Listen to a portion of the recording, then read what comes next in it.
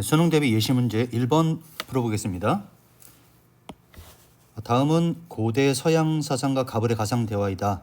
가불의 관점에서 사례 속 A에게 제시할 조언. 자, 이 문제는 제시문을 보자마자 우리가 행복과 관련된 주제라는 걸 알 수 있고요. 고대 서양 사상가가 나와 있으니까 떠오르는 사람들이 있습니다.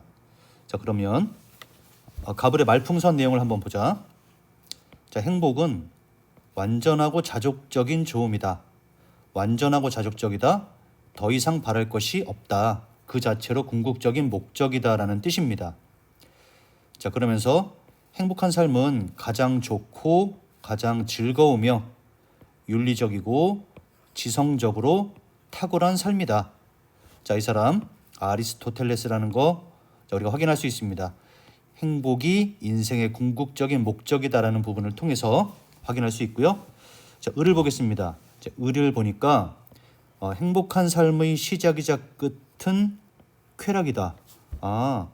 쾌락이 삶의 목표이다, 목적이다라고 말하고 있네. 자, 그러면서 이 사람이 말하는 진정한 쾌락은 이런 거래.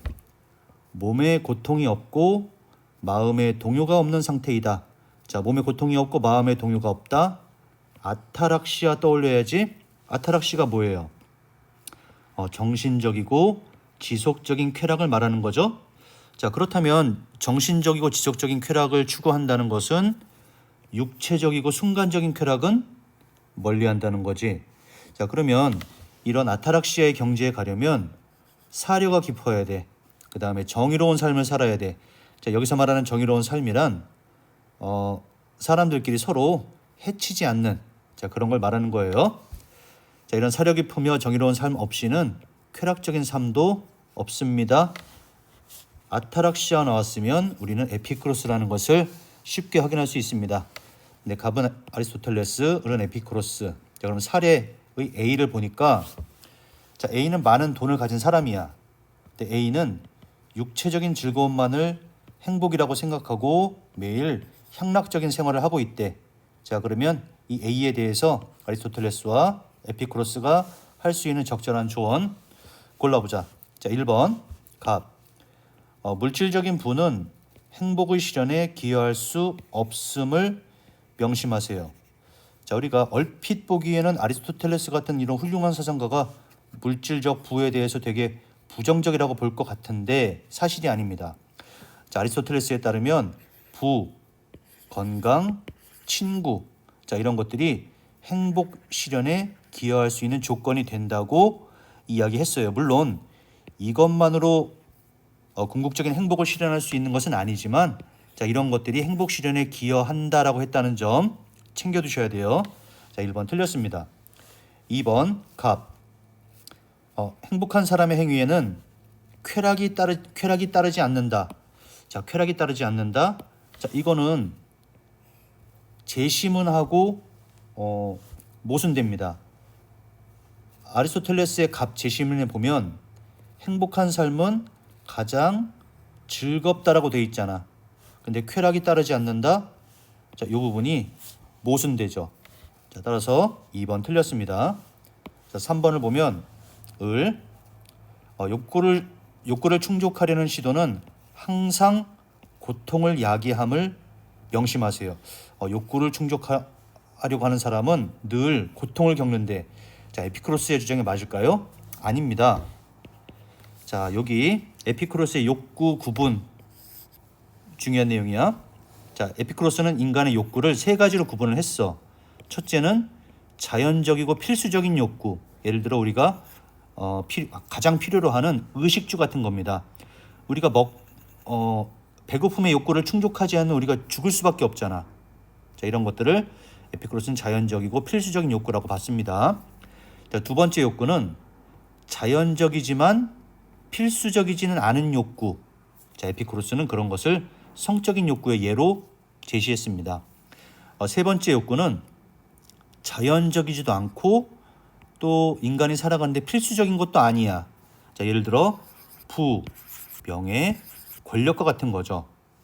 자, 그렇다면 에피쿠로스는 이 욕구를 이렇게 세 가지로 구분한 다음에 이 두 번째와 세 번째 욕구는 고통의 원인이 된다고 주장을 했어요. 자, 그러면서 인간이 아타락시아, 즉 정신적이고 지속적인 쾌락을 누리려면 자연적이고 필수적인 욕구를 최소한으로 충족하는 삶을 살아야 한다고 봤습니다.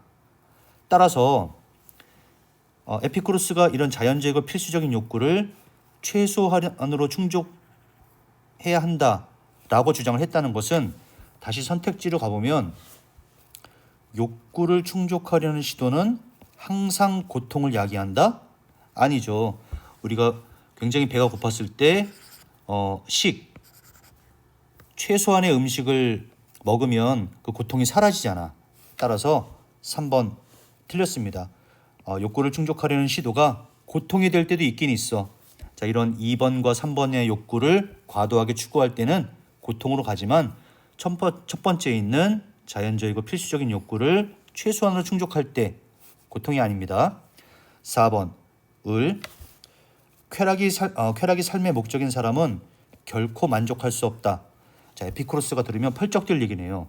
자, 에피쿠로스는 쾌락이 삶의 목적이라고 얘기를 했습니다.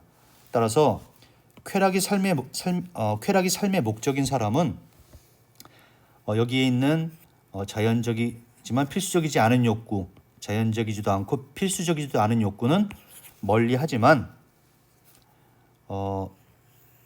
자연적이고 필수적인 욕구를 충족하면서 사력 있고 정의로운 삶을 통해서 만족한 삶을 살 수 있고요. 자, 그런 만족한 상태, 궁극의 경지를 아타락시아라고 말합니다.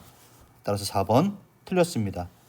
자, 그러면 이제 5번이 정답인 것 같은데, 이성을 동반한 덕을 통해 행복을 성취할 수 있다. 자, 우선 갑에 대해서 확인해 보면은 이성을 동반한 덕, 아까 제시문에서 지성적으로 탁월한 삶을 통해서 행복을 실현할 수 있다. 이성을 동반한 덕. 자, 지성이라는 것은 우리가 이성을 통해서 갖출 수 있는 거지. 그다음에 탁월한 거, 덕이 있는 사람이야. 맞고요.